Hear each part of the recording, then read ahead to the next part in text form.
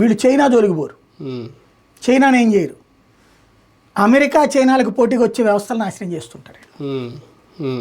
ఇవాళ భారతదేశం ఇవాళ అదాని ఎందుకు వీళ్ళకి టార్గెట్ అంటే, ఇంతవరకు మనం పోర్టు మన దేశంలోకి వచ్చి మా పోర్టులో పెట్టుబడులు పెట్టండి బాబు అని అడుక్కున్నాం.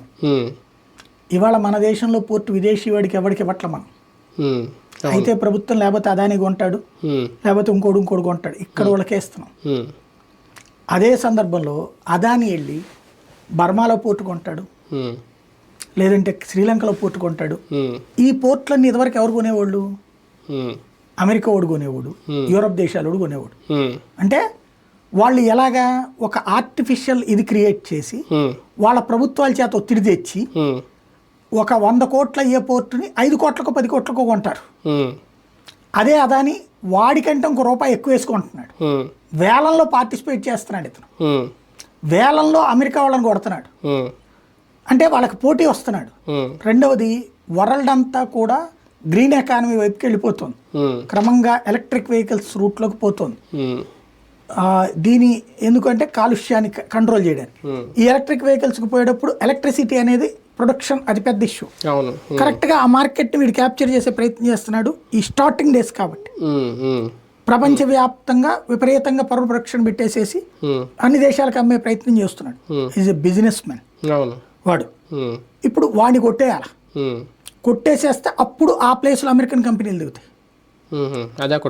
వీడేమి మానవతావాదని నేను చెప్పా, మామూలు వ్యాపారస్తులతో పోల్చుకుంటే వీడు క్రూడ్ బిజినెస్ మ్యాన్ అంతే. అదే సందర్భంలో ఎందుకు మిగతా వాళ్ళని ఈడని చేస్తున్నాడు, వీడిని అని చేసేటందుకు ఆడొస్తున్నాడు.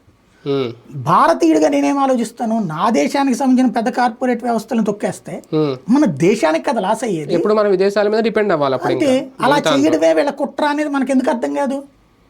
నెంబర్ 1 అంటే ఇక్కడ ఒకటి, ఇది ఓన్లీ అదాని మీద జరుగుతున్న కుట్ర, దేశం మీదో లేదంటే కేంద్రంలో అధికారంలో ఉన్న మోడీ మీదో జరుగుతున్న కుట్ర.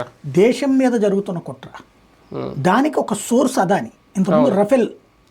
ఇక్కడ మీరు అన్నిట్లో చూసుకుంటే ఈ దేశం మీద జరిగే కుట్రలో అమెరికా రష్యాలకు 2 లాబీలు ఉంటాయి. వీళ్ళ ఎట్లా ఉంటుందంటే, మా దగ్గర ఆయుధాలు కొనుక్కుంటారు, మా దగ్గర ఆయుధాలు కొనుక్కుంటారు. అమెరికా వాడి కొంటున్నాం అనుకోండి, రష్యా వాడు దానికి సంబంధించిన సీక్రెట్స్ కొంతమంది నాయకులు, ప్రతిపక్ష నాయకులకి ఇస్తాడు. ఇచ్చి ఆ కాంట్రాక్ట్ క్యాన్సిల్ అయ్యే చూస్తాడు. 1985 నుండి నరేంద్ర మోడీ వచ్చిన 2014 దాకా ఒక్క యుద్ధం